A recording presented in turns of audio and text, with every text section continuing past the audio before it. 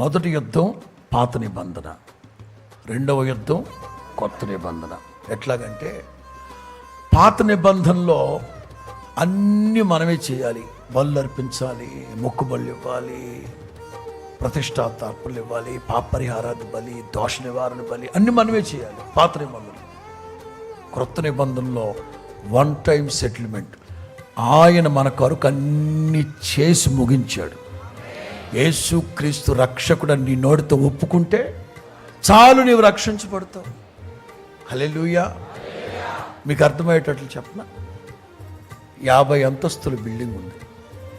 50 అంతస్తుల బిల్డింగ్ ఉంది. పాత నిబంధన అయితే 50 అంతస్తుల బిల్డింగ్ని నీవే శ్రమపడి ఎక్కాలి, నీవే శ్రమపడి ఎక్కాలి, నీవే శ్రమపడి మోకాళ్ళు పట్టుకొని ఎక్కాలి.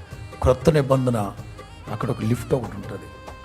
లిఫ్ట్లో పరిశుద్ధాత్మ నిలబడి కమా ఒక్కసారి నీవు పరిశుద్ధాత్మని వశమైపోయావు అనుకో, ఈజీగా తీసుకెళ్ళి 50 అంతస్తు ఎక్కిచ్చేస్తాడు.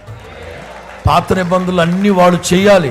కొత్త నిబంధనలో నీ నోటితో ఒప్పుకుంటే చాలు, ఇంకా అది నీతిగా ఎంచబడుతుంది, రక్షణ కలుగుతుంది. అన్నీ ఆయన చేసి ముగించాడు.